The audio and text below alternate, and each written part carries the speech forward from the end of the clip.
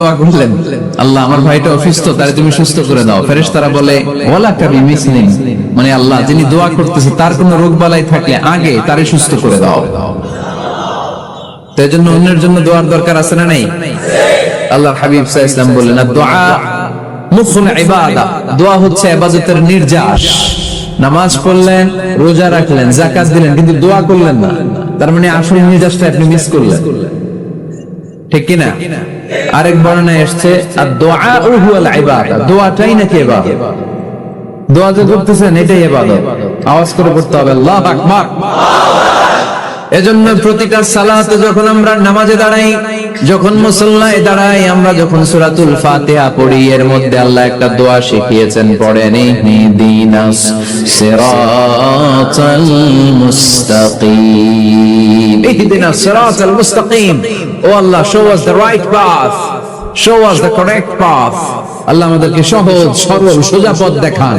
আল্লাহর হাবিব সাল্লাল্লাহু আলাইহি ওয়াসাল্লাম একবার খেজুর গাছের ডাল দিয়ে মরুভূমিতে একটা টান মারলেন, সোজা একটা টান, আর ডানে বায়ে অনেকগুলো দাগ কাটলেন। আল্লাহর হাবিব বললেন, ডানের ছোট ছোট রাস্তাগুলো শয়তানের রাস্তা, ওরা হাতছানি দেয়, আসো নাচের অনুষ্ঠানে আসো, গানের অনুষ্ঠানে আসো, মদের আড্ডাখানায় আসো, জুয়া খেলাতে আসো, ওইদিকে যাওয়া যাবে না। মুমিনের রাস্তাটা সোজা, এটা সিরাতুল মুস্তাকিম।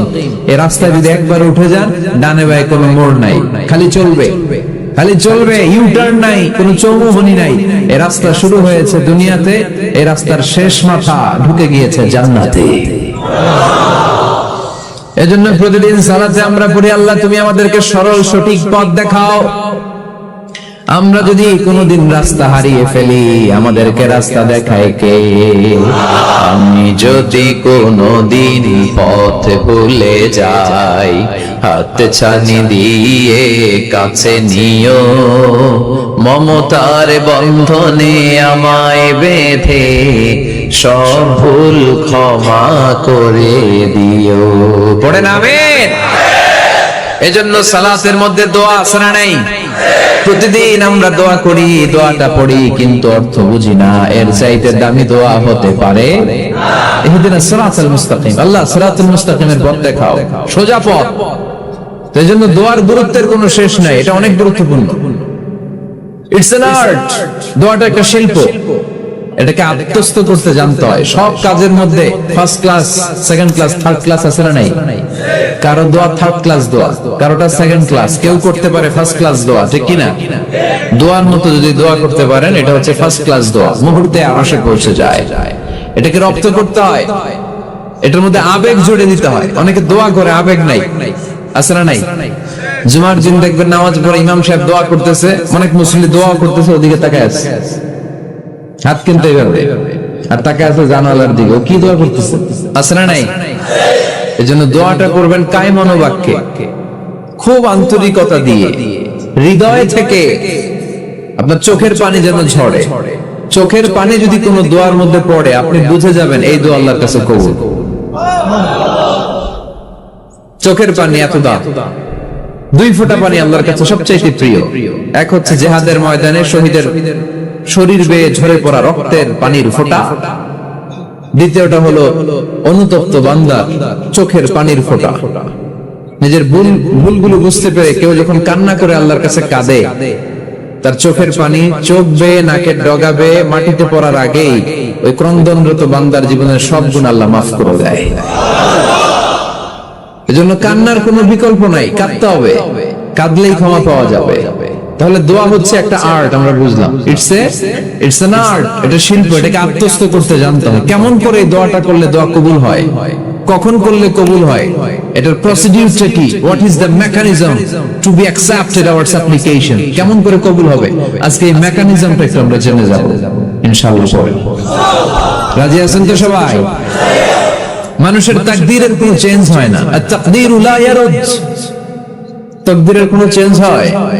মহাবিশ্ব সৃষ্টির 50,000 বছর আগে আমাদের তাকদীর লিখে রেখেছে কে? এই তাকদীরের কোনো চেঞ্জ নাই।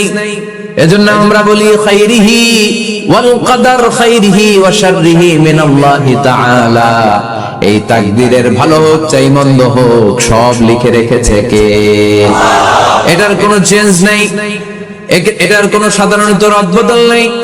এটার কোনো পরিবর্তন নাই। আত-তাকদীরু লা ইয়ারুদ্দু ইল্লা বিদ-দুআ। আল্লাহর হাবিব বললেন মানুষের তাকদীরের কোনো পরিবর্তন হয় না, চেঞ্জ হয় না, তবে তাকদীরের কিছু অংশ যদি কখনো চেঞ্জ হয়ে যায় দোয়ার বদৌলতে আল্লাহ এটাকে চেঞ্জ করে দেয়। কি পাওয়ার দেখছেন?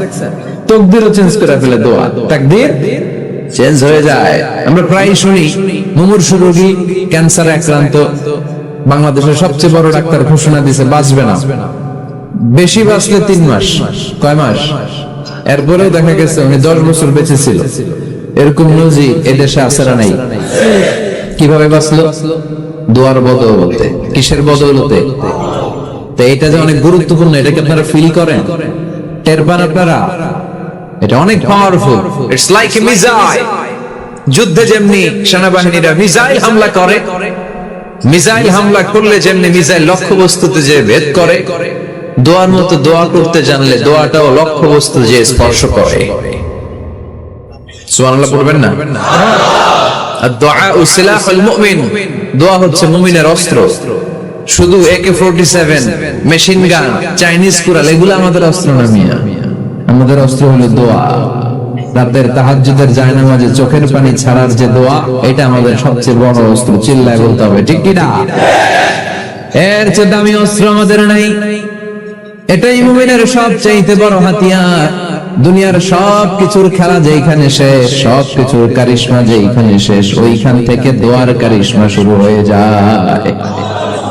এজন্য আল্লাহ বলেন, ক্বালা রাব্বুকুম উদউনি আস্তাজিব লাকুম। ও আমার গোলাম, তুমি আমারে ডাকো, আমার কাছে প্রার্থনা করো, আমার কাছে হাত তুলে চাও, চাওয়ার মতো চাইলে সব আমি দিয়ে দেব। আবার আল্লাহ বললেন, ওয়া ইযা সাআলাকা ইবাদি আন্নী ফাইন্নী করিব উজিবু দাওয়াতাদ দাঈ ইযা দাআন ফালিয়াস্তাজিবু লি ওয়ালিউমিনু বি লাআল্লাহুম ইয়ারশুদুন। ও নবী, আমার বান্দারা যখন বলে আমি কোথায়, আপনি বলে দেন আমি একেবারে কাছে। আল্লাহ কি কাছে না দূরে? সবাই বলেন, কাছে না দূরে? وإذا سألك عبادي عني فإني قريب أجيب دعوة الداعي إذا دعان। ডাকতে দেরি, আমি ডাকে সাড়া দিতে দেরি হয় না। আপনি জীবনে যত দোয়া করবেন সব কবুল করে কে? কারণ আল্লাহর দরবারে না নাই, আছে শুধু হ্যাঁ। আল্লাহর দরবারে কি নাই? কি আছে? তাড়িয়ে দিতে তিনি জানেন না, ফিরিয়ে দিতে তিনি জানেন না। আমরা মাঝে মাঝে ফিরিয়ে দেই না, বাধ্য হই অনেক সময় ফিরিয়ে দিতে। আল্লাহ তাআলা ফিরিয়ে দেন না। কোন ফরিয়াদের ফরিয়াদকে তিনি ফিরিয়ে দেন না, তিনি সব সময় অ্যাকসেপ্ট করেন। চাইলেই না, চাইলেই আল্লাহ কবুল করে। অনেকে বলে, হুজুর এটা কি বললেন, কত কিছু চাইলাম দিল না তো আল্লাহ। এরকম অভিযোগ আছে না নাই? অনেকে বলে, হুজুর আমি অনেক চাইলাম, আল্লাহ আমার একটা ছেলে দিও, একের পর এক মেয়েই হয়ে যাচ্ছে। আছে না নাই? অনেকে বলে, হুজুর 4টা ছেলে, আল্লাহর কাছে দোয়া করতেছে একটা মেয়ে দাও, আল্লাহ দেয় না। কাবা ঘর ধরে দোয়া করে আসলাম, হুজুর আল্লাহ শুনলো না আমার কথা। এরকম বলে? ইউসুফের খিলে এরকম কেউ বলে? আছে, অনেকের আফসোস। তো আমি বললাম, যাই দোয়া করলেন আল্লাহ কবুল করে নেয়, কিন্তু অনেকে বলে কই আমি তো করলাম পাইলাম না। আল্লাহর দেয়ার পদ্ধতি আছে, 3টা পদ্ধতিতে তিনি আমাদের দোয়া কবুল করেন। কয় পদ্ধতি? সবাই জোরে বলতে হবে, কয়টা? পদ্ধতি নাম্বার 1, আপনি যখন আল্লাহর কাছে কিছু চান আল্লাহ বলেন দিব, ইয়েস দিব।